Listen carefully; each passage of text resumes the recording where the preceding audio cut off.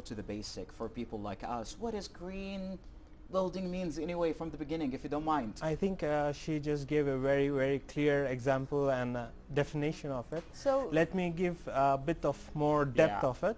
So it's particularly there is net zero buildings, and there is positive green buildings.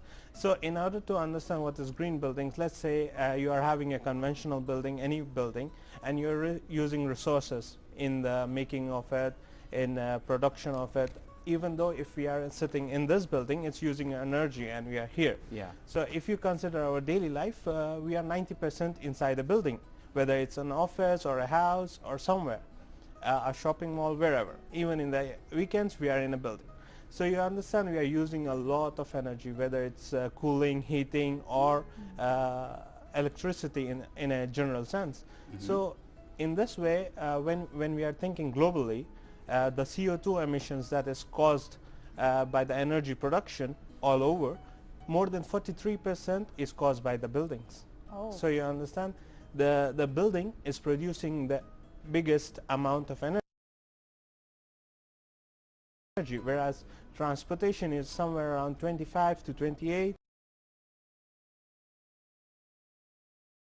and industry is from 30%, something like this. So major amount is by buildings. So Engineer Mohammed, are you saying we should care about those green building because it's environment friendly Yes, exactly. and it This is serve why- us in a good way without harming the environment? Exactly. Would you mind highlight it more? Yeah, sure. So what I was saying is the same thing. So when we are constructing a building that Yes. is a net zero building, or a net positive building, what do you mean by it? Net zero building is consuming suppose X energy, that it will produce X energy also.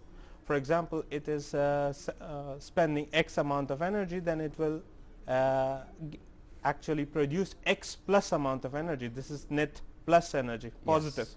So like the most of the systems here is we are taking energy from the grid, but in the net plus buildings, it gives back to the grid, and hence we are contributing back to the electricity. We are not spending coal or petroleum or depending on fossil fuels. Now we are using building to generate energy. May it be photovoltaic, may it be wind turbines, or any other process. We are so going to the future. Yes. Yes. So it is actually, the lessons should be learned from the history. If you look at any vernacular architecture, consider and go to any historical cities, and you will see construction done by mud and everything. There is no use of mechanical or ventilations, no need for heating or cooling. It does by itself. It is activated by its own. The material used in it, it activates by itself. So for example, we are like us, we are active beings. When it is hot, we use lighter clothes. When it's cold, we use hotter clothes. See, in this way, if the we same see the way, building, yeah. it's very static. It doesn't change unless we switch on mechanical systems to heat it. But if we see vernacular architecture, we don't see such. We don't see such, no. If you just go inside, you feel cold in warm climate. that's it. And in a hot climate, you feel cold. So True. you enjoy the atmosphere in a vernacular architecture, in a mud house, for example. So if you look at history, we can go to the future, far ahead. Definitely that 100%. is smart. And Yeah. you've talked about that this green building has a lot of resources and a lot of things on it as Yeah, well. But exactly. but let's ask about. Let me ask you about, does that cost much than traditional buildings? Actually, it's more kind of stereotyped right now, and it is like more of a propaganda. If you see a convention building without a solar voltaic or without wind turbines or any energy producing, natural energy producing elements on it, and then you see a convention building, when you compare the two costs, of course, with the photovoltaic and the turbines, initial cost is much higher. You will say, I can build in X amount, and here I have to pay Y amount. And why should I pay more than here? I don't need this. And when you see the life cycle cost of the building in cost of maintenance, in terms of energy, electricity, lights, daylights, and cooling and heating of the building, you will see that this will actually save in that amount. But there is something I should ask you about. how I can say this is a green material or not. You're talking about tradition and how I can pay expensive or less, but what about the material? How can I predict this one is green, this one is not green? We are not expert in this. Yes, but actually, if you apply common rules to it, I'm talking about in general for anyone. You don't have to be an engineer, or you don't have to be, because we use everyday materials. For example, if we are importing material from China, and that material is like, suppose, an AC that you're getting here, that material is, think about the resources that it has spent. First of all, the production. You don't know how it was produced, in what environment it was produced. Second, True. what kind of resources we used to bring it here, the logistics.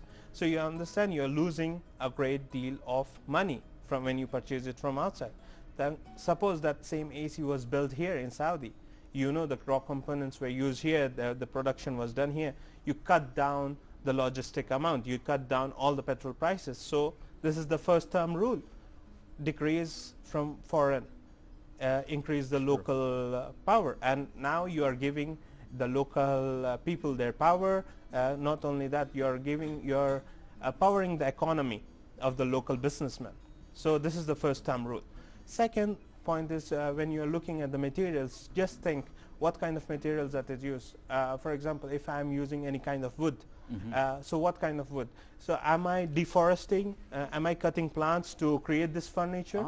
Or am I using a recycled material to create this furniture? Of course recycle. Yeah. So it has to be. You can actually compare by thumb rules that what is happening with my material. You don't have to look at the specifications right now. I'm just in basic general. We're talking about going green in general. Yeah. If you see it, any material, for example, if you are buying a cement, okay? If you're buying a cement and you are saying the cement is green, I think so, because it's sand and stone and water. It is. Something like that. So you can just check the specifications. You can say, this chemical seems inappropriate. I don't need this kind of chemicals in my house.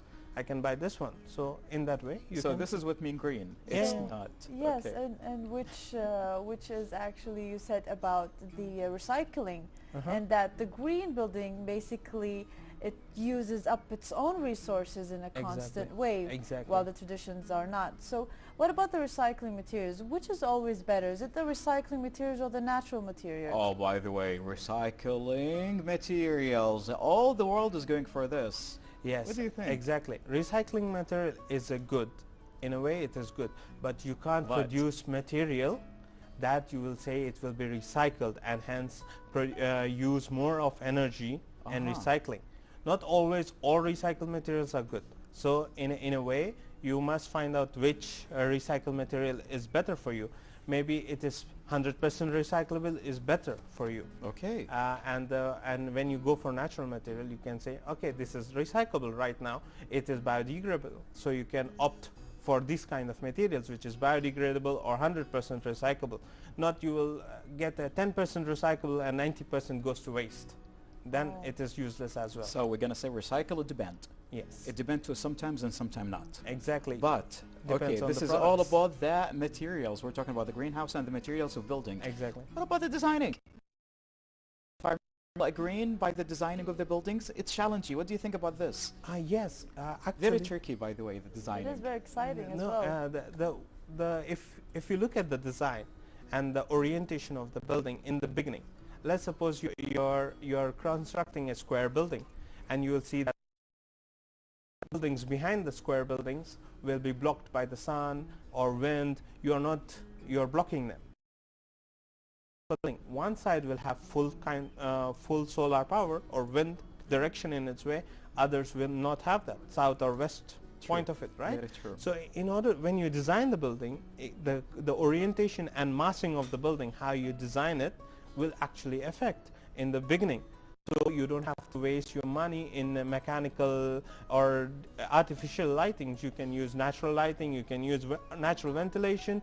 This is called passive design systems and principles that can be implemented in the building from the initial design. So when you design it initially to be good, it can be good. So, Engineer Muhammad, what's going on nowadays, actually, when you go to the villas and buildings, we kind of predict they put like a big spot instead of putting lighting, the ceiling. Uh-huh. What do you think about this way of designing? Is it healthy? Is it environment friendly green? It is actually, yes. It And is. it's also the, for example, if you're in a room with full of windows, and imagine all the sunlight blurring at you. Ugh. You will be tired. You will be Overwhelming. too much tired. Yeah, too it's much light is hurting. Yeah, and you're tired because of constant light. So Yeah. we as human beings, we need constant regulations in this, right? Balance. Yeah, you need a balance. So you need dark and you need light. That's why we have day and night. So in order to, not just for us, for our as a human nature, as a human body, For we our need eyes also Yes, to be true. really we need fine. to be regulated. So I think in that way, if the design is properly considered, all the lux calculations has been done. So I think it can be good and at the same time bad. Okay. Yeah, so we've talked about the design.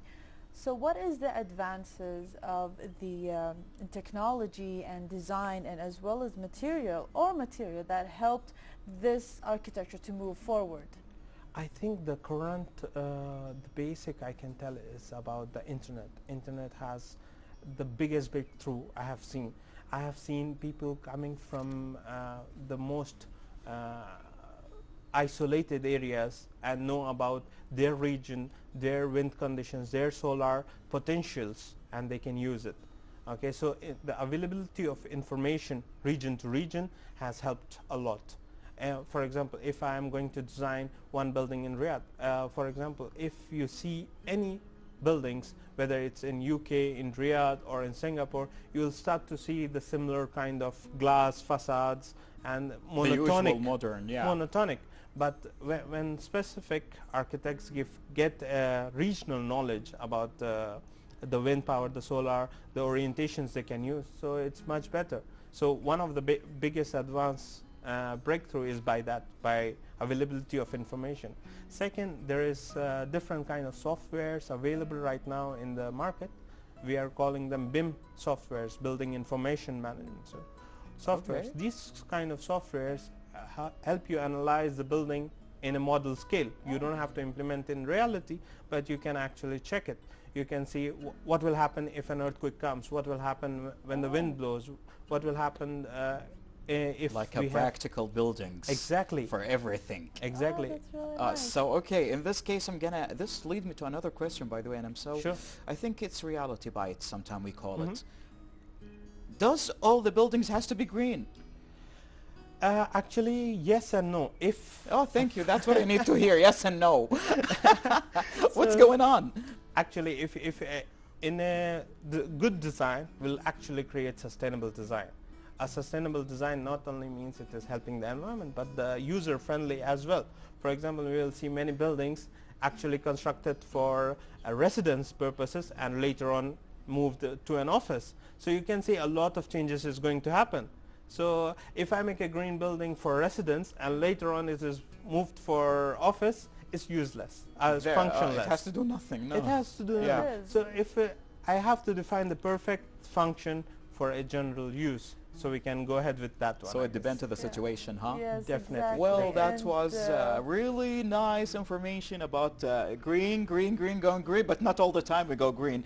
Sometime we go green, sometime we need to be not green. So it depends to the use and situation. Yes, exactly. Like you eat some vegetables and fast food from once in a while, it's okay. It doesn't It's matter. okay. Yes, Well, yes, thank you so exactly. much for being here with us, Engineer Muhammad Qadri. I'm glad. Thank you well, for he is having me. It's great to have you as Thank you well. for having And me. he's Yes, an architectural engineer, and he talks about Exactly. greenhouse, and we say, yeah, we can go green, but hey, it depends on the situation.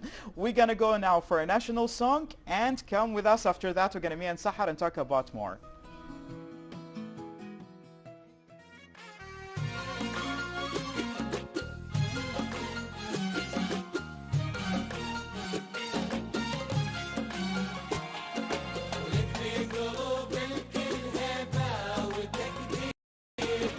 والشعب بك يا